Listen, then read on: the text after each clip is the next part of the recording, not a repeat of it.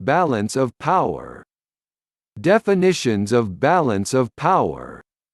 The equilibrium of power among members of the family of nations will prevent any one of them from becoming sufficiently strong to enforce its will upon the others. The power equation between states is based on an assessment of each state's relative power capabilities, and this assessment provides the basis for the conduct of relations between them.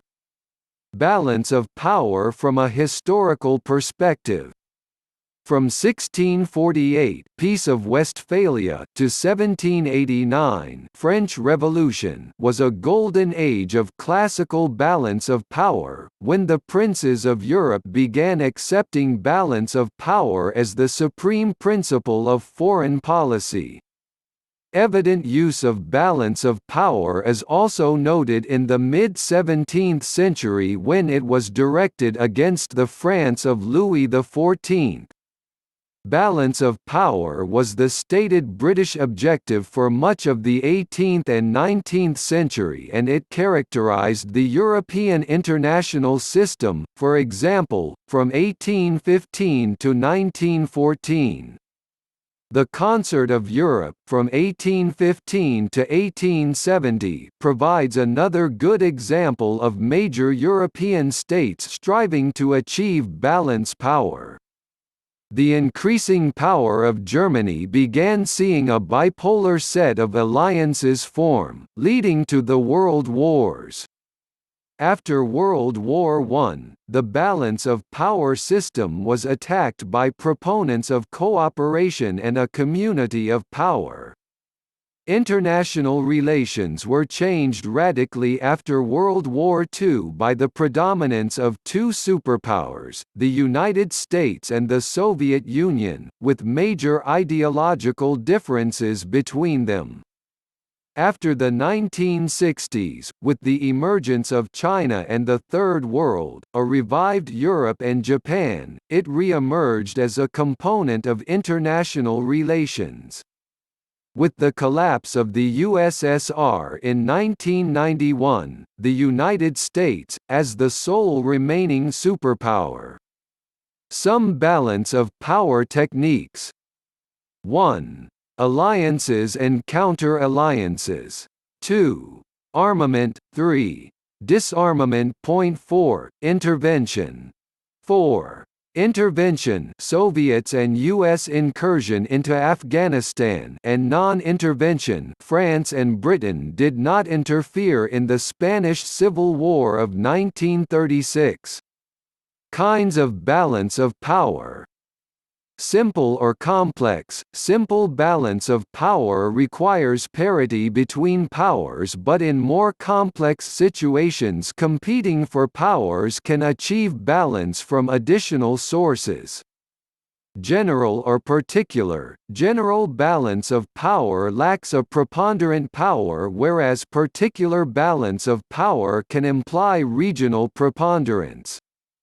Subjective or objective. Balance of power based on appearances is subjective and fragile, whereas that based on actual capabilities is objective and more stable.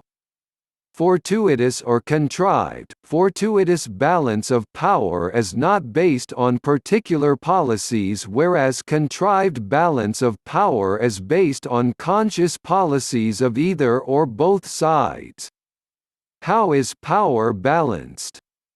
Often it is a matter of balancing threat rather than power, so distance, interdependence, and ideology matter. External balancing can take place through alliances but risks dependency on others and requires placing trust in them. This kind of trust and dependency was evident in North Atlantic Treaty Organization and Warsaw Pact during the Cold War. Internal balancing takes place by building up the capacity of the state, as occurred with the US-Soviet arms race, in which both superpowers tried to balance power by becoming more powerful themselves. Degree of polarization. Polarization is the process that causes neutral parties to take sides in a conflict. It also causes individuals on either side of the conflict to take increasingly extreme positions that are more and more opposed to each other. As parties move toward these opposite poles, they define themselves in terms of their opposition to a common enemy. Trust and respect diminish, and distorted perceptions and simplified stereotypes emerge. Parties assume more rigid positions and may refuse to negotiate. The study of polarization first came to be identified with those realist writers who wrote about the structure of the international system, the impact of military alliances on war and peace, and the balance of power. Balance of power in war. The truly unipolar system would make major war less frequent since one state can prevent others from arming for war. War is most likely during transitions in balance.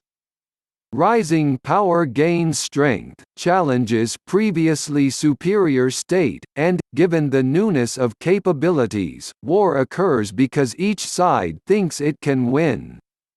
Morton Kaplan's rules of balance of power. 1. All states act to increase capabilities but prefer to negotiate rather than fight. 2. All states fight rather than pass up an opportunity to increase their capabilities. 3. All states stop fighting rather than eliminate an essential state. 4. All states act to oppose any coalition or single state which tends to assume a position of dominance within the system. 5. All states act to constrain states who subscribe to supranational organizing principles. 6. All states permit defeated or constrained states to re-enter the system as potential partners. Balance of power in the modern world. The creation of superpowers made it impossible to negotiate individual balance of power. The increasing disparity between states has made maintaining the balance of power very difficult. Ideological positioning also makes switching sides very difficult in the multipolar world. Functions of balance of power. Balance of power has prevented universal empires from transforming the world by conquest. It provided peace in the absence of effective mechanisms of collective security. The need for balance of power between big powers has proven particularly beneficial for secondary or smaller states. Balancing power for the secondary states. Secondary states, if they are free to choose, flock to the weaker side, for it is the stronger side that threatens them. On the weaker side, they are both more appreciated and safer. States ally with those who cannot dominate them to avoid domination by those who can. Criticism of balance of power. Power, not peace, is the overriding concern within the balance of power imperative. War, not peace, provides the best means to check instability in the balance of power. Balance of power has resulted in the absorption and partition of smaller states. Poland was divided by Russia, Austria, and Prussia in 1772 to maintain balance of power. States are not static units, as they can increase their power through armaments and also acquire power through development. It is difficult for states to switch sides, given the political, economic, socio-cultural ties.